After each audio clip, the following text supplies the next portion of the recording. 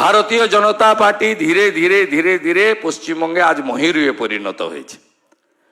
ভারতীয় জনতা পার্টিতে অন্য দল থেকে অনেকে এসেছেন। এই আসার ক্ষেত্রে তিনটি কারণ মূলত আমার ব্যক্তিগত পর্যালোচনা।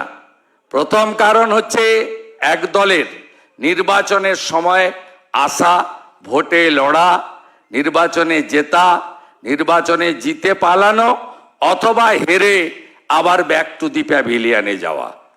আরেক দলের উদ্দেশ্য, আরেক গ্রুপের উদ্দেশ্য থাকে যখন অন্য দল তার কাছ থেকে সব কেড়ে নেয়, তার রাজনীতি করার সুযোগ থাকে না, তখন সে অন্য দলের কাছে আশ্রয় চায়, অন্য দল তাকে মেম্বারশিপ দেয়, তার যোগ্যতা অনুযায়ী কাজে লাগে। আরেকটা গ্রুপের মধ্যে থাকে নিজে দল ছাড়ে, সব পথ ছেড়ে দল ছাড়ে, কোনো কিছু না পাওয়ার উদ্দেশ্য না নিয়ে রাজনৈতিক দলের পরিবর্তন ঘটে। আমি মনে করি আমি সেই তৃতীয় গ্রুপে পড়ি। 5টা দপ্তর ছেড়ে, 3টে বড় ব্যাংকের চেয়ারম্যান ছেড়ে আমি ভারতীয় জনতা পার্টিতে এসেছি।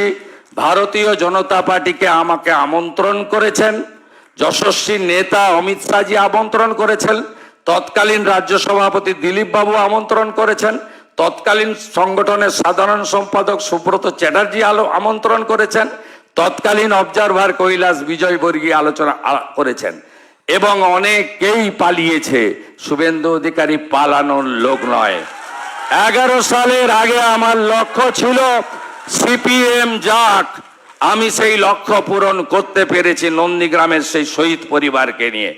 আজকের আমার কমিটমেন্ট, পার্টি যদি বলে যে তুমি লড়বে না, শুধু প্রচার করো, সেটা করতেও আমি রাজি আছি। রাজ্যের বিরোধী দলনেতা যিনি কুচবিহার থেকে কাকদ্বীপ পর্যন্ত তৃণমূলের এই আগ্রাসনী রাজনীতির বিরুদ্ধে চোখে চোখ রেখে লড়াই করেছেন এবং আমার আগে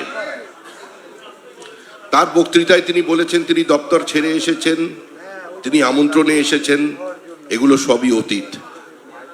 আমি আমার অনুজ প্রতিমের কাছে আহ্বান করব বা আবেদন করব যে ভবিষ্যতের কোনো মিটিংয়ে তিনি এটা বলবেন না, কারণ তিনি বিজেপিতে সম্পৃক্ত হয়ে গেছেন। বাংলা হান্টের ইউটিউব চ্যানেল বাংলা হান্টের আরো খবর দেখতে নজর রাখুন।